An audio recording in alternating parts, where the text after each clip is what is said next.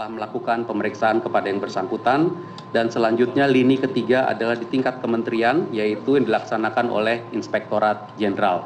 Ini yang tadi saya instruksikan untuk dilakukan investigasi lanjutan oleh Inspektorat Jenderal Kementerian Keuangan bekerja sama dengan Direktorat Jenderal Bea dan Cukai. Teman-teman media yang saya banggakan, saya akan masuk ke topik kedua, yaitu yang terkait dengan laporan harta kekayaan penyelenggara negara. Terkait dengan berita terdahulu yang mengatakan bahwa belasan ribu pegawai Kementerian Keuangan tidak menyerahkan laporan harta kekayaannya, dapat saya sampaikan beberapa hal sebagai berikut. Pertama, semua pegawai Kementerian Keuangan wajib melaporkan harta kekayaannya. Jadi semua pegawai adalah wajib lapor harta. Yang termasuk sebagai pejabat negara, maka dia menjadi wajib lapor LHKPN. Wajib lapor LHKPN. LHKPN tahun 2022 sebagai contoh disampaikan langsung kepada sistem di KPK paling lambat tanggal 31 Maret 2023 sesuai dengan tata kelola yang ditetapkan oleh KPK. Jadi ada waktu, diberi waktu 3 bulan.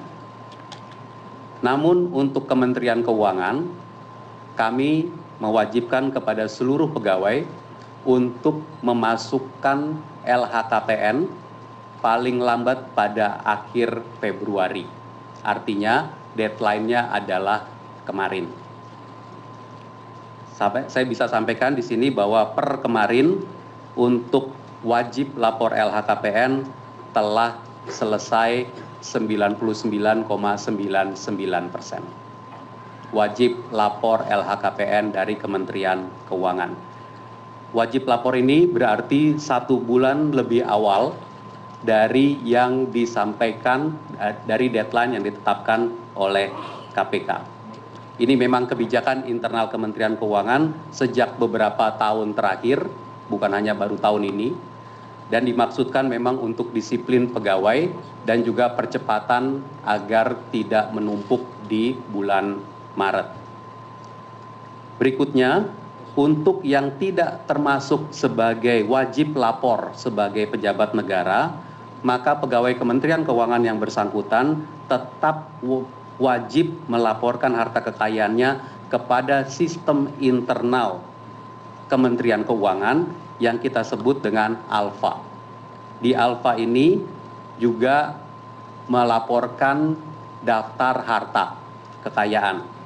Deadline untuk ALFA ini 28 Februari atau akhir bulan Februari. Jadi LHKPN dan ALFA Kementerian Keuangan itu deadline-nya sama, yaitu 28 Februari. Meskipun untuk sistem LHKPN sebenarnya masih dimungkinkan lagi 1 bulan lagi sampai dengan akhir Maret. Tadi telah saya sampaikan statistik tingkat kepatuhan LHKPN dan laporan harta internal Kementerian Keuangan, dan kita menjaga serta memastikan agar disiplin. Minggu lalu telah disampaikan untuk tahun pelaporan 2020 tingkat kepatuhan 99,86%, tahun 2021 99,87%, tahun pelaporan 2022 99,98%, dan tahun pelaporan 2023 yang baru saja adalah 99,99% LHKPN. Bagi pegawai yang tidak melaporkan LHKPN dan LHK, dilakukan tindakan disiplin sesuai ketentuan. Apa itu? Menggunakan lagi sistem yang tadi saya sampaikan, 3 line of defense.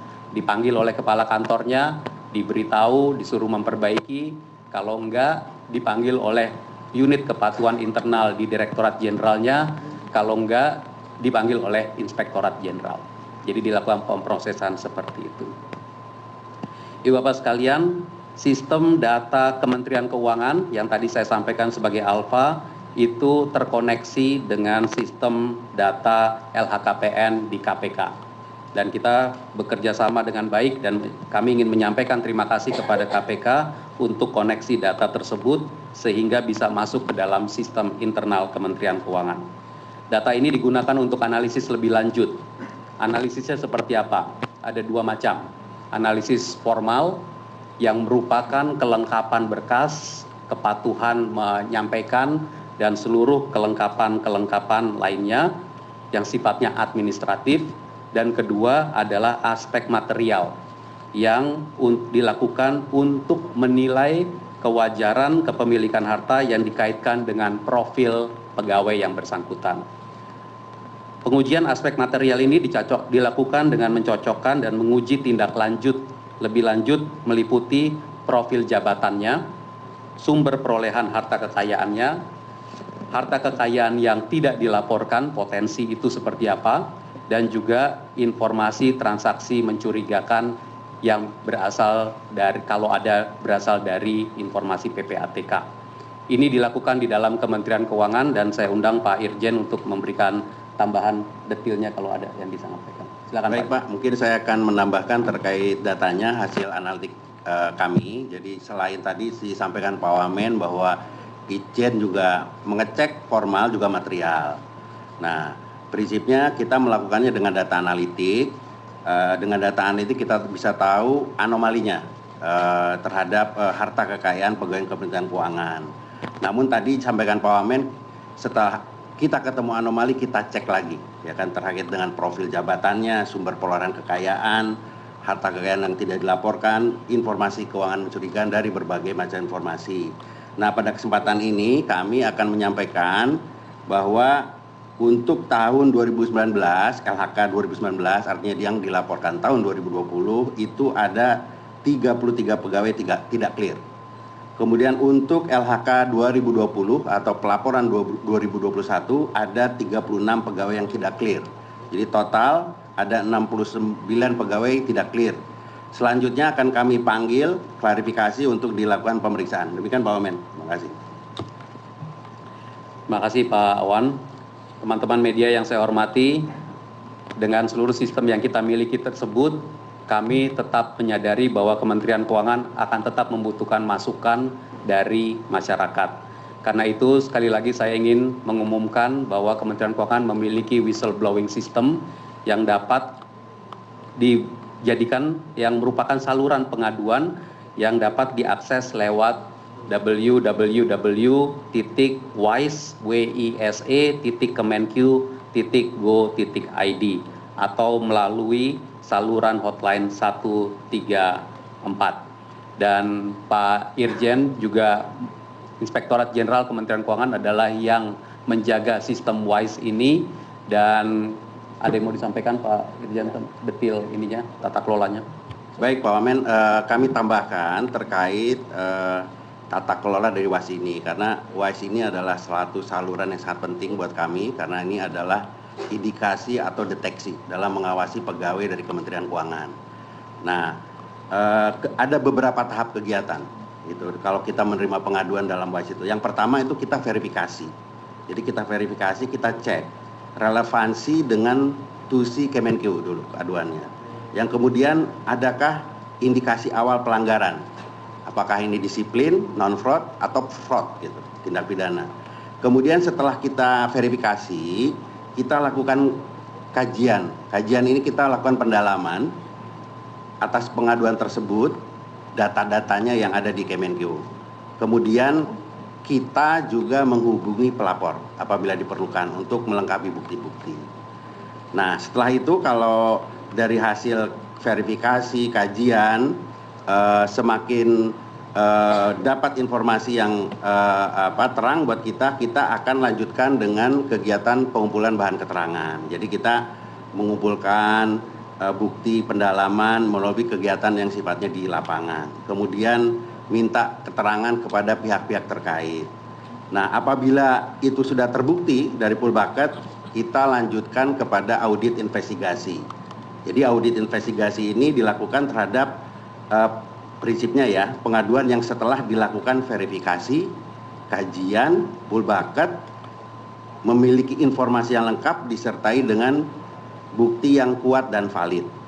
Nah, setelah itu akan kita lanjutkan kepada rekomendasi penjatuhan hukuman disiplin bagi pegawai yang terbukti. Nah, apabila terdapat indikasi fraud, maka akan kita limpahkan kepada aparat penegak hukum. Perlu juga kami sampaikan bahwa dengan sistem WISE ini identitas pengadu atau pelapor dijamin kerahasiaannya. Kemudian pengadu atau pelapor itu dapat melengkapi atau bukti melalui aplikasi WISE. Ini web based nih. Kemudian pengadu atau pelapor dapat memantau perkembangannya. Ini 24 jam 7 hari. Terhadap penanganan pengaduan melalui aplikasi WISE. Mungkin itu Pak Wamen. Terima kasih. Terima kasih Pak Irjen. Teman-teman media yang saya hormati, bagian terakhir saya ingin menyampaikan beberapa hal sebagai berikut. Kementerian Keuangan tetap akan berkomitmen menjaga keuangan negara. Kami akan mengelola APBN sebagai uang kita bersama. Kami memahami bahwa banyak pertanyaan yang berkembang di masyarakat sekarang dan kami akan mencoba melakukan tindakan koreksi yang tegas supaya kepercayaan kepada pengelolaan keuangan negara dapat kembali ditegakkan. Kami akan bekerja keras mengelola keuangan negara yang baik dan keuangan negara tersebut harus dikelola oleh pegawai dengan perilaku yang baik. Pegawai Kementerian Keuangan harus taat kepada peraturan perundang-undangan termasuk juga taat membayar pajak. Kalau punya kendaraan bermotor, misalkan punya mobilnya apapun, ya harus bayar pajak kendaraan bermotor. Begitu juga kalau punya properti, ya bayar pajak bumi dan bangunan. Kalau pajak kendaraan bermotornya tidak dibayar, ya kendaraannya ya harusnya tidak digunakan. Kalau PBB-nya tidak dibayar, ya propertinya bisa terancam bisa kena segel. Jadi ya pajak harus dibayar oleh siapapun. Pajak adalah tonggak bagi pembiayaan pembangunan kita. Pajak kita bayar agar kita dapat membangun Indonesia. Pajak ini dibayarkan kepada negara. Kalau misalkan kita membayar pajak penghasilan, mekanismenya adalah membayar lewat sistem perbankan. Bukan dibayar kepada petugas pajak, dibayar kepada lewat sistem perbankan yang langsung masuk ke kas negara. Kalau ada masyarakat yang bayar pajaknya lewat pegawai, lalu kemudian malah masuk ke kantong pegawainya uangnya, ya sistem kita akan mengusut keduanya. Wajib pajaknya diusut, pegawainya juga diusut. Maka itu saya ingin juga menyampaikan bahwa penerimaan pajak, penerimaan bea cukai, penerimaan negara bukan pajak adalah sumber penerimaan negara yang digunakan untuk membiayai seluruh belanja negara. Kita membiayai berbagai macam pengeluaran untuk pendidikan, untuk belanja kesehatan, untuk subsidi, untuk transfer ke daerah, dan juga belanja pembangunan dan belanja yang lain. Direktorat Jenderal Pajak, Direktorat Jenderal Bea Cukai, Kementerian Keuangan akan tetap mengumpulkan penerimaan negara. Ini kewajiban Kementerian Keuangan yang merupakan tugas negara. Wajib pajak kita mohon untuk juga mentaati seluruh aturan dan kewajiban perpajakan, dan kami membuka seluas-luasnya pintu untuk menerima masukan. Saya juga ingin menggunakan kesempatan yang baik ini untuk menyapa dan mengapresiasi seluruh pegawai Kementerian Keuangan yang bekerja secara tekun, jujur, amanah, menjaga setiap aspek pengelolaan keuangan negara kita yang tercinta ini. Teruskan semangat bekerja dengan amanah, jaga profesionalisme, jaga integritas Anda semua. Ketika Anda menjaga reputasi Anda, maka Anda juga menjaga reputasi Kementerian Keuangan dan reputasi Indonesia. Demikian beberapa hal yang dapat saya sampaikan pada sore ini. Saya kembalikan kepada Pak Prastowo. Baik.